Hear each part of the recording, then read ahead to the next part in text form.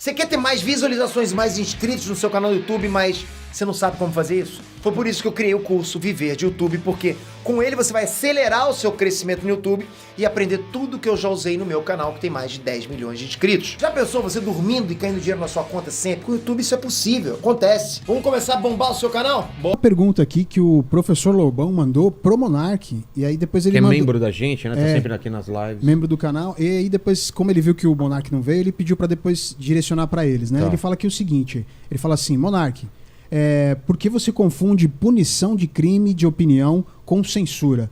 A liberdade de falar deve ser usada com responsabilidade e o crime deve ser punido. Aí mandou um abraço pra você, Vilela.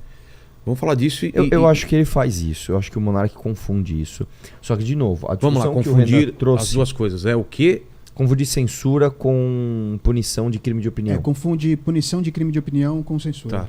Então, a discussão... Tudo bem, eu realmente acho que o Monark confunde. Só que a questão, inclusive, que o Renan trouxe é que ela não é tão simples. Tudo bem, onde está a linha exatamente? Onde está a linha?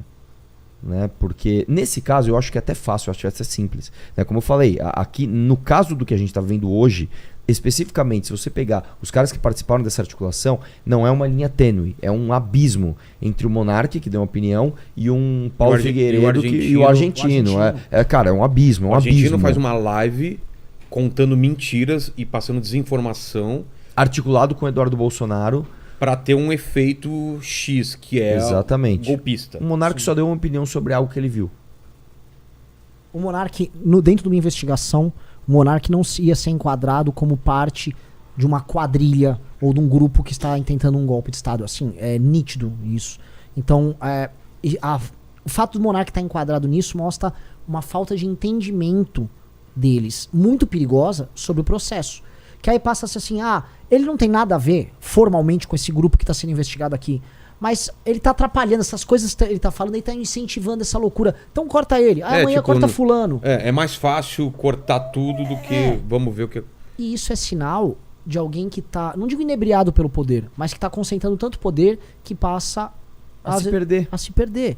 E é um perigo isso, porque isso volta a retroalimentar quem? Os golpistas. Este erro do Xandão sobre o Monark pode ser usado como exemplo. Vai ser. Já está sendo. Na verdade já está sendo usado. Tanto que o Glenn deu um... o que está acontecendo aqui? E o Glenn então, vamos dar o contexto do Glenn também. O Glenn, ele tá discutindo sobre isso, né? Essa discussão que a gente está tendo aqui, ele tá indo um pouco mais longe, né? Sim. E levando até lá para fora. Sim. O Glenn... Vamos entender o Glenn. A gente pode discordar ideologicamente de muita coisa do Glenn. Agora, o Glenn... Historicamente, ele é um defensor da liberdade de expressão. O Glenn, ele tá envolvido com o caso do Snowden, ele foi um divulgador disso aí. Então, o Glenn... E ele é americano, então ele tem a primeira emenda? Isso, eu não lembro qual é a emenda. A segunda emenda? Acho que é a segunda emenda. Né?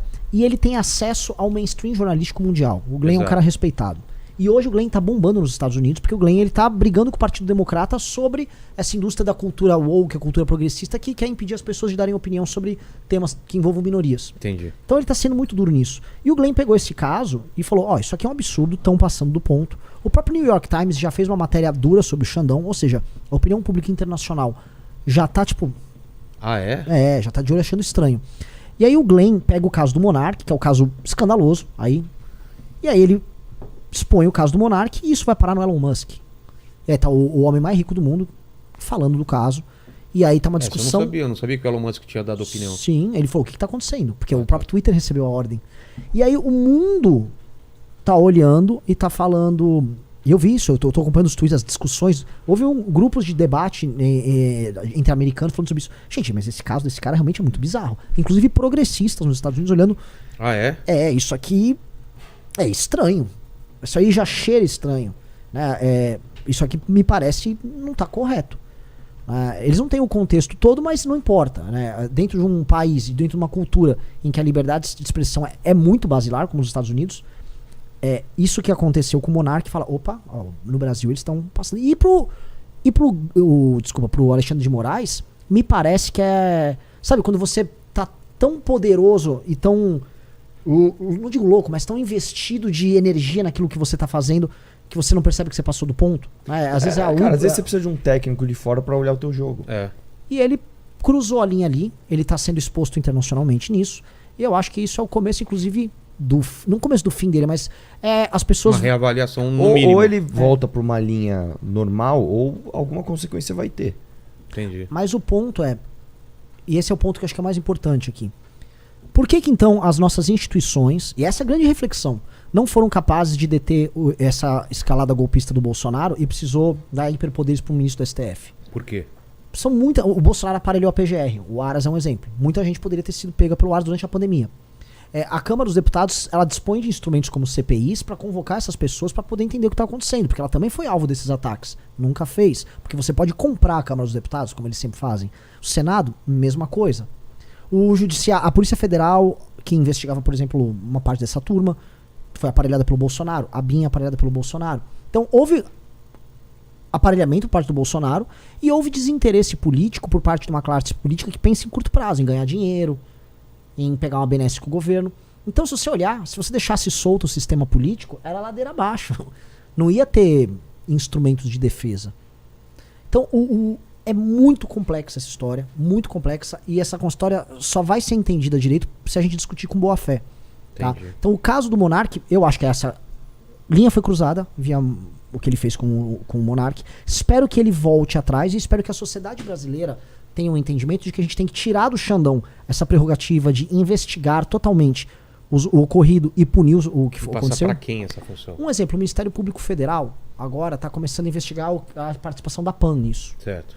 O Aras, que é um PGR, está começando a colocar o próprio Bolsonaro e procuradores começando a investigar isso, investigar aquilo.